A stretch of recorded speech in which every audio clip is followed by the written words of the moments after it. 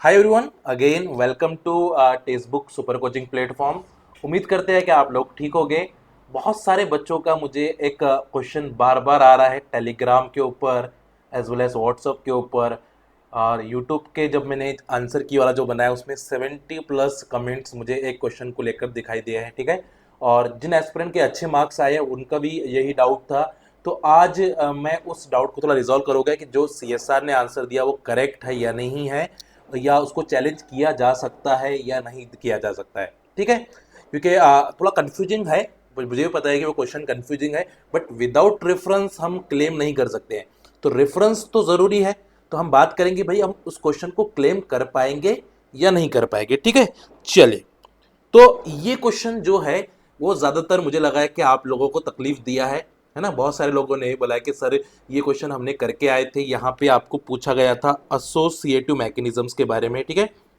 और associative mechanisms में 18 electron complex के एसोसिएटिव मैकेनिज्म्स की जब भी बात आती है तो वहाँ पे फ्लक्सेशनल लिगैंड्स, अगर 18 इलेक्ट्रॉन कॉम्प्लेक्स है और उसके साथ कोई फ्लक्सेशनल लिगैंड्स होते हैं जस्ट लाइक नाइट्रोसिल, तो वो SN2 मैकेनिज्म और एसोसिएटिव मैकेनिज्म दिखाती है। तो यानी यहाँ पे तो नहीं था ये, तो इस वजह से ये तो कैंसिल आउट हो गया है। यहाँ पे भी नहीं था, ये इस वजह से कैंसिल आउट होता। बट ये सीपी की वजह से बहुत ज़्यादा कंफ्यूजन देखने के लिए मिला है, क्योंकि according to the CSIR answer key जो आंसर दिया गया है वो थर्ड दिया गया है ना, यानी ए और डी दिया गया, यानी सीपी को भी उन्होंने बोला है कि सीपी भी एसोसिएटिव मैकेनिज्म्स दिखा सकते हैं, ठीक है। जैसे यहाँ पे मैं थोड़ा सा इसको ओपन करके लिखता हूँ, cobalt attach to CP then attach to carbonyl, ये भी आपके 18 इलेक्ट्रॉन कॉम्प्लेक्स है। This one is the 18 electron complex, 8 electron.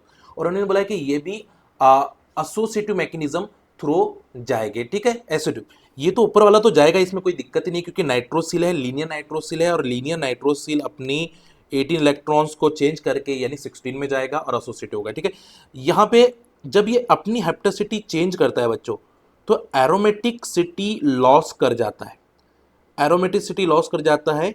और यहाँ पे आ जाते हैं आपके 18 electron complexes convert 16 electron complex. एक तो ये मैकेनिज्म होगा जिसमें ये एसोसिएट करेगा, यानी 18 इज कन्वर्ट 16, ठीक है। और उसके बाद आने वाला जो भी आपका POMe3 ग्रुप्स है वो एसोसिएट करेगा और रीअरोमेटाइजेशन होकर आप फिर कार्बोनिल को बाहर निकालोगे और आपका ये फाइनल प्रोडक्ट आपको इस टाइप से मिलेगा, ठीक है। तो एक मैकेनिज्म ये पॉसिबल है, ठीक है। दूसरा मैकेनिज्म ये है कि डिसोसिएशन ऑफ कार्बोनिल करके, जब डिसोसिएशन ऑफ कार्बोनिल आप करते हो तो VA18 बन जाता है, 18 इज कन्वर्टेड इनटू दी 16, और यहाँ पे अनसैचुरेटेड कोऑर्डिनेट साइड बन जाती है। और इस अनसैचुरेटेड कोऑर्डिनेट साइड पर भी हम POMe3 की एडिशन कर सकते हैं। तो इनमें से ये दोनों में से कौन सा मैकेनिज्म करेक्ट होने वाला है अकॉर्डिंग टू द CSIR। उन्होंने बोला है कि भाई ये ए और डी यानी दोनों भी एसोसिएटिव, यानी पहला वाला जो बताया, ये जो पहली जो मैंने बताई, ये पहली वो आपका सही है, ठीक है। बट ये सही है या नहीं उसके बारे में हम थोड़ा सा चर्चा करेंगे इस सेशन में, और डिटेल में करेंगे, विथ रेफरेंस बुक करेंगे, जिससे आपको पता चल जाए, ठीक है। तो ये दो चीज़ें मुझे ज़्यादातर देखने के लिए मिली है एस्पिरेंट में, तो इसको थोड़ा मैं डिटेल में आपको बताना चाहता हूँ, ठीक है। कि according to the BD Gupta, ठीक है, इलियास BD गुप्ता के बेस पर मैं आपको थोड़ा बता रहा हूँ, क्योंकि वो रेफरेंस है। यहाँ पे दिया associative mechanism is observed for 18 electron complex if polyhaptoligand can be adopt lower hapticity। जो पॉलीहैप्टोलिगैंड्स होते हैं वो लोअर हैप्टेसिटी में जा सकते हैं। इंडिनिल इफेक्ट बोला जाता है इसको, फ्लोरिनिल इफेक्ट बोला जाता है, या hapticity lowering associate with the hapticity 5 pentadienyl as well as allylic group, जो आपका हैप्टेसिटी 3 होता है।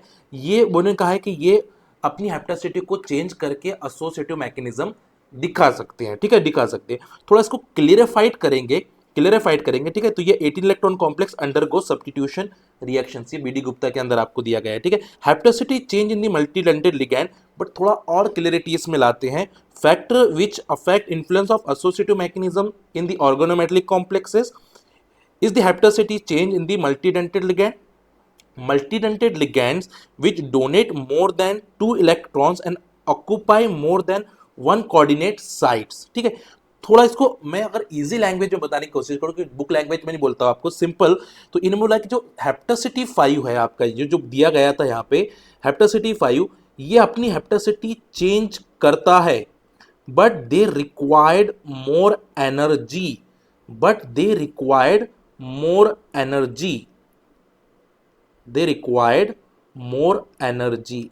ये क्या करते हैं भाई, मोर एनर्जी इसको लगेगी। देखो यहाँ पे दिया गया है कि opening up to the coordinate site can be allowed with associative mechanism. Open ring रहती है तो बहुत इजीली एसोसिएटिव मैकेनिज्म होता है, बट जो क्लोज रिंग्स होती है ना वो एरोमेटिक होती है, और एरोमेटिक होने की वजह से अगर उसकी हेप्टासिटी को अगर जैसे आप चेंज करते हो तो वो अपनी एरोमेटिसिटी को लॉस कर दे। जैसे यहाँ पे CP ligand can do this shifting hapticity from 5 to 3, 5 से 3 में गया है, but shifting moderately high cost of energy, high cost of energy यहाँ पे लगती है, हाई कॉस्ट ऑफ एनर्जी, क्योंकि ये एरोमेटिसिटी को लॉस कर रहा है, ठीक है, because lose the aromaticity in the CP rings.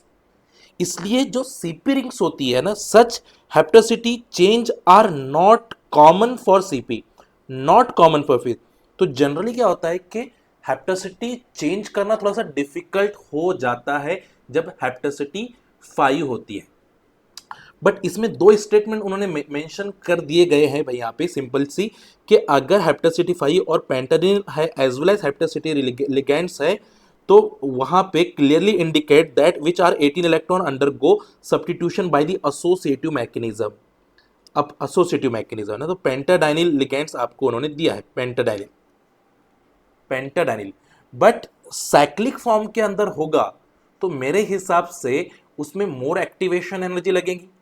अगर असाइक्लिक है, असाइक्लिक है तो उसमें लेस एक्टिवेशन एनर्जी लगेगी, कि उसको कुछ फर्क नहीं पड़ेगा असाइक्लिक को, क्योंकि एरोमेटिसिटी लॉस नहीं हो रही है। बट सीपी जो रिंगेंड होती है उसको ज्यादा एनर्जी लगती है, और इसलिए such hapticity change are not that common for CP.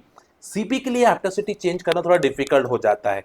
तो मेरे हिसाब से अगर इसको क्लेम कर सकते हैं बी डी गुप्ता के हिसाब से, तो आंसर हम बोल सकते हैं कि भाई ओनली ए आना चाहिए, ओनली आना चाहिए, ठीक है। बट इन्होंने एक्चुअली यहाँ पे दो कंफ्यूजन डाल दिया है, कि उन्होंने सिर्फ पेंटाडाइनिल लिगैंड लिखा है, पेंटाडाइनिल, बट वो साइक्लिक लिखा है, साइक्लिक ये नहीं लिखा है। इस वजह से हम बोल सकते हैं कि साइक्लिक को उन्होंने बोला है कि सीपी, साइक्लोपेंटाडाइन, साइक्लोपेंटाडाइन, सीपी का मतलब cyclopentadiene, such hapticity change are not common for this CP.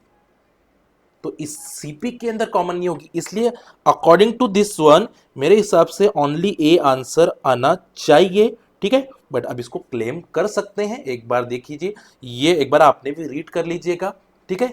और उन्होंने आंसर ए और डी दिया है according to the change in the hapticity, क्योंकि चलो फ्लोरोनिल इंडिनिल का कोई दिक्कत नहीं है, क्योंकि उसमें मोर नंबर ऑफ कॉन्जुगेशंस है, तो वो आसानी से अपनी हेप्टासिटी चेंज कर सकते हैं। बट एक सीपी एक ऐसा है भाई, सीपी एक ऐसा है जहां पे गड़बड़ हो सकती है ना, जहां पे, क्योंकि वो एरोमेटिक लिगैंड होता है। यहाँ पे हेप्टासिटी 5 पेंटाडाइनिल लिखा है सिर्फ उसने, पेंटाडाइनिल ये भी तो हो सकता है ना भाई, पेंटाडाइनिल तो ये भी हो सकता है, या असाइक्लिक पेंटाडाइनिल है, हेप्टासिटी 5 ये भी पेंटाडाइनिल लिगैंड्स है, बट साइक्लोपेंटाडाइन बोला नहीं है इसने, साइक्लोपेंटाडाइन नहीं बोला है। तो और एलिलिक ग्रुप जो भी बोला है वो असाइक्लिक बोला है, साइक्लिक नहीं बोला है। आपकी जो एलिलिक है यहाँ पे जो हेप्टासिटी 3 आ रही है वो असाइक्लिक फॉर्म के अंदर होगी, साइक्लिक फॉर्म में नहीं होगी। तो साइक्लिक फॉर्म में such hapticity change are not common, not common बोला है, नॉट कॉमन फॉर सीपी। समझ में आ रही है आपकी बात? तो ये मैं टेलीग्राम के ऊपर ऐड करने वाला हूं, अगर कोई एस्पिरेंट चैलेंज करना चाहे तो ये चैलेंज कर सकता है। अगर मुझे और कोई स्टैंडर्ड रेफरेंस बुक्स मिलती है इसके रिगार्डिंग, है ना, तो ये बी डी गुप्ता क्या है, ठीक है, बी डी गुप्ता का है, ठीक है। मैं असीम के दास में भी एक बार चेक कर लेता हूँ, और अदर कोई रेफरेंस भी मिलती है तो मैं आपको देता हूँ। बी डी गुप्ता की पीडीएफ भी बुक्स, वो भी मैं टेलीग्राम के ऊपर अपने ऐड करूँगा। टेलीग्राम का नाम क्या है, Nadeem sir, Nadeem dash sir text book, है ना, टेक्स्ट बुक ये डाल दोगे आप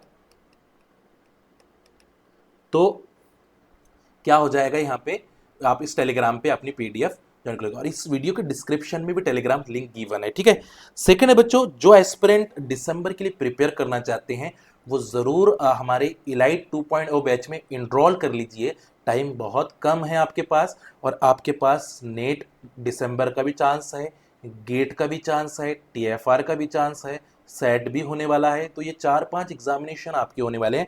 तो इस दिसंबर की बैच में हम वो सारे पॉइंट्स को कवर करेंगे, ठीक है, जिसमें आपको लाइव क्लासेस, उसी का रिकॉर्डेड वर्जन, साइड साइड में फाउंडेशन का रिकॉर्डेड वर्जन, और साइड साइड में जेआरएफ बूस्टर कोर्स मिलने वाला है, ठीक है। डाउट रिजॉल्विंग सेशन होंगे, हाई वेटेज टॉपिक्स जो है उसके क्वेश्चंस आपको मिल रहे हैं, साथ साथ में बुक्स भी मिल रही है पीवाईक्यूज की, ठीक है।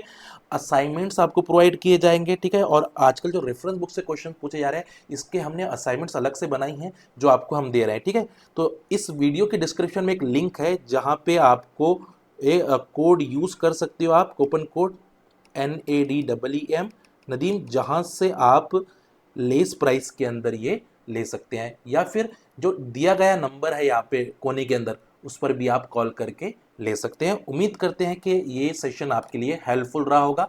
आप भी एक बार एनालाइज करिए, ठीक है। क्लेम करने से पहले एनालाइज ज़रूर करें।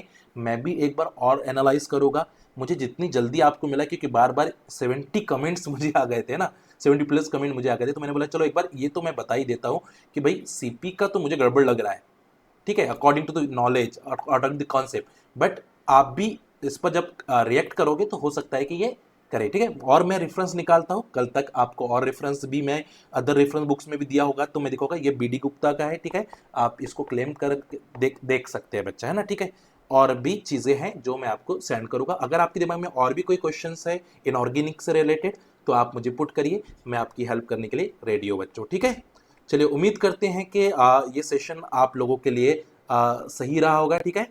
चलिए, तो मिलते हैं फिर नेक्स्ट सेशन के अंदर। थैंक यू सो मच, अपना ख्याल रखें, हैप्पी लर्निंग, बाय बाय।